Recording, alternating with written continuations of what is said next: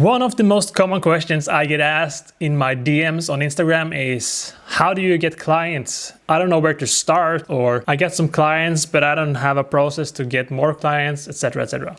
So in this video, I'm simply gonna walk you through the exact steps I take to generate $15,000 months for my freelance videography business. So in case you don't know me, my name is Andreas. I've been doing freelance work for almost 15 years now.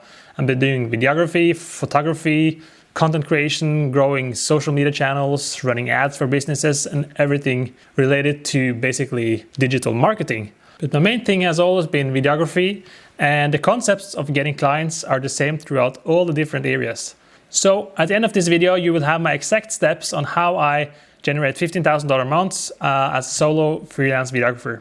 So you can basically just copy me and do it yourself. So if that sounds exciting to you, hit that like button and we will get straight into the juicy stuff.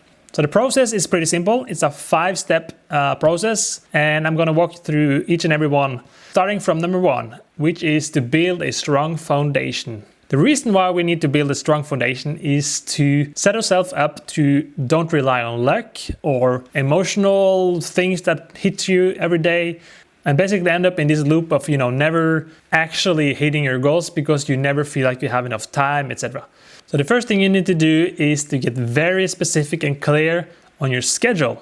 And what do I mean by schedule? So if you go into your calendar right now, you probably have a list of things you need to do. For example, your job, your family responsibilities, or your other activities. So what I want you to do is to go in and basically block out all the things that are non-negotiables. Like this is something you have to do every day or every week. Once you're done with that, have a calendar telling you basically where your free spots are. And this is where you should put in your time blocks to work on your freelance career. And it doesn't matter if you only have 30 minutes in a day or 2 hours the next day. Basically put in the small and big time blocks you can do, and make sure to treat these time blocks as non-negotiables as well. So this is where you really put in the effort to make this happen. And secondly, it's very important to bring your support with you. Basically someone close to you. Tell them your plans for the next 6 months or year, why it's important to you and why you're dedicating this amount of time to do this. And on to step number 2, which is to define and select your niche, or niche if you're from the States. What do I mean by a niche? It's basically a way to categorize or go specific about who you're trying to help. And why is that important? Why can't you just go and create videos for everyone who needs a video? Yes, you can, but to my experience, and if you ask any other successful freelancer or videographer or anyone doing their business, if you don't know who you're selling to, it's a lot harder for you to basically sell to them because you become a generalist. If you become a generalist, you're basically spreading yourself too thin. So your success rate will be depending on how specific you are in your niche. There are many ways to find or select a niche, but I'm going to give you my 4-step formula to how you can qualify and make sure that your niche is a good niche. You need to ask yourself these 4 questions. Does this niche have a clear problem? And number 2, does the niche have purchasing power? Can they actually afford spending money on videos? And number 3, are they easy to find? Are there basically enough around you that you can basically help? And number 4, is it a growing opportunity? What do I mean by that? For example, let's say you pick real estate agents. Do real estate agents need videos? And will they need videos in the future? I would say probably yes. So that is the 4-step framework for finding and qualifying your niche. On to step number 3 is to create some offers. What can you actually do? You need to find and figure out what can you do? What can you deliver? What are your skills and what are your abilities basically? And this often comes down to what type of gear you have and what you have experience in the past. You can always grow your skills, but you should probably start with something around what you already are decent at doing. So what is a good offer? Anything that has 10x potential in terms of return on your client's investment. So let's say we're going back to the real estate agent example. Do you think you can come up with an offer where a real estate agent is paying you, let's say $2,000, and they can generate $20,000 back. The more value you can provide versus the price you're charging, the easier it will be to sell. So how do you come up with a good offer? So here's a good framework on how you can come up with good offers. The first thing you need to do is to start describing the problems your clients are having.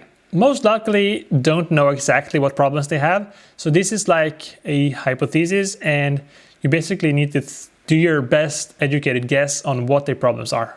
And one example is real estate agents struggling to market their properties effectively, resulting in fewer leads and slower sales. Once you have described the problems they have, you can try to position your service and your product basically as the bridge between where they are currently and where the desired outcome is.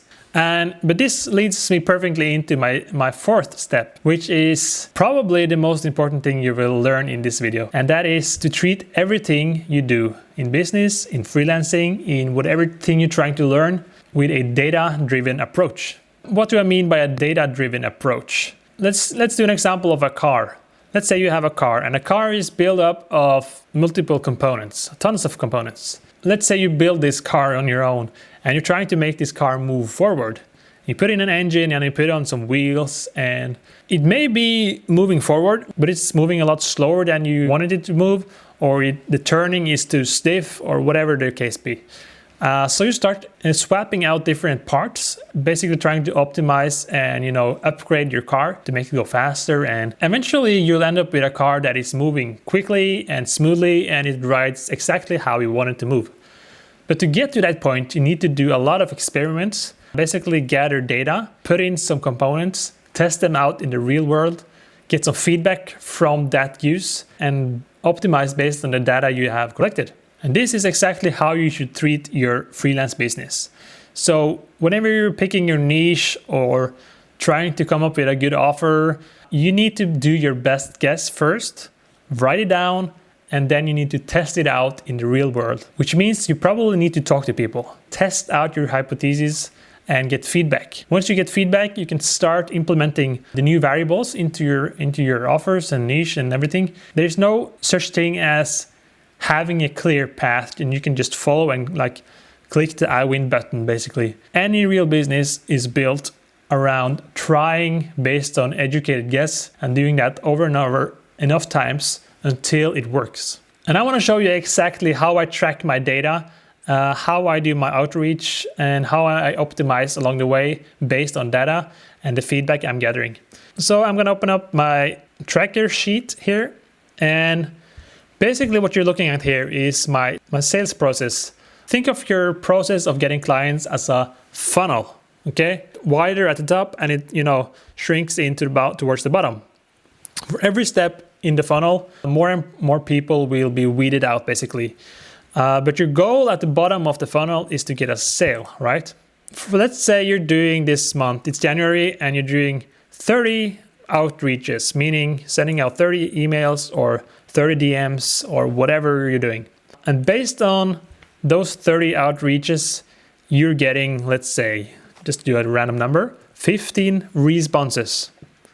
As you can see, now you're having 50% response rate on your outreach. And based on those 15, you end up making, let's say you're booking 5 calls.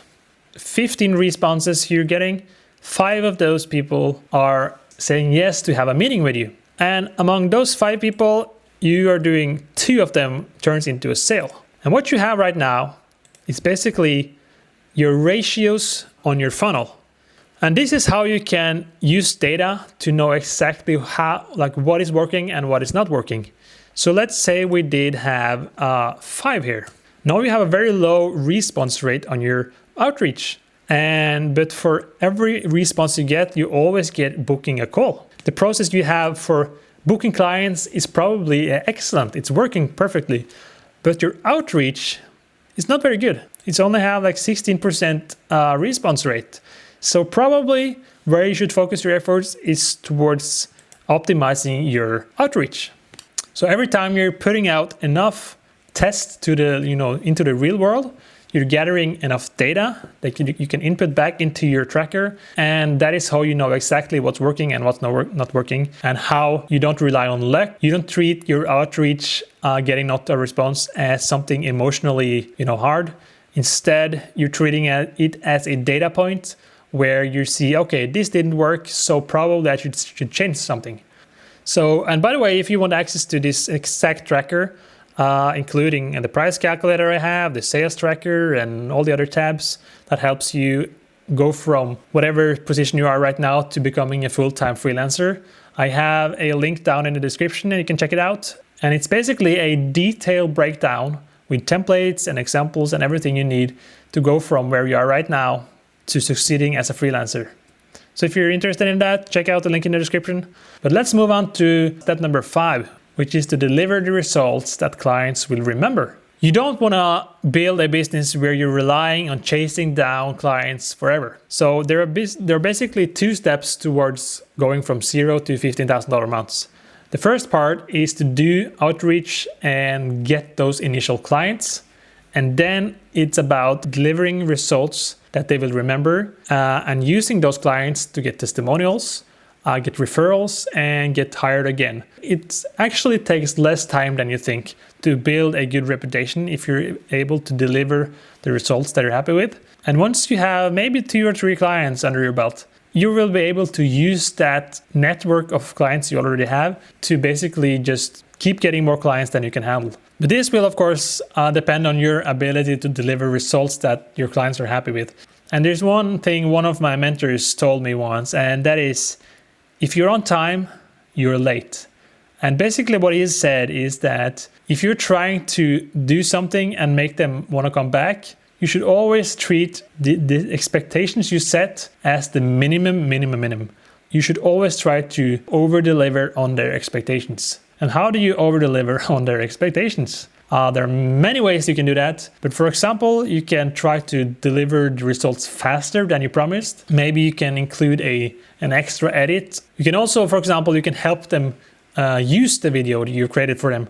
How you deliver the results, like are you just sending out the file and treat it as like done with it? Or are you actually making sure they're like 100% satisfied with the product before you close the project? Or you can promise to like keep a backup of the entire project for a full year, for example.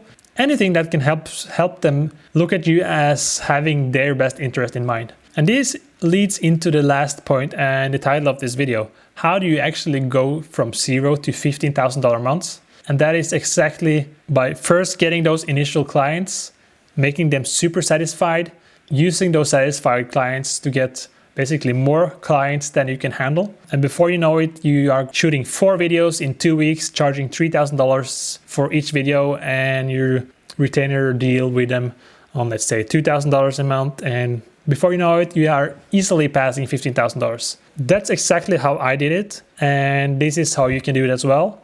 So if you want my templates, examples, tools, and the complete blueprint for how to do this in even more detail, check out the link in the description. I also offer one-on-one coaching to a very limited amount of people every month. I know coaching is not for everyone, but if you're the type of person who knows you benefits a lot from having someone, keeping you accountable, giving you feedback on your exact steps, and like being your partner along the way to make it happen, feel free to reach out to me on Instagram and we can talk about it. So that's it for this video. If you want more free content like this, hit the subscribe button down below and I'll see you in the next video.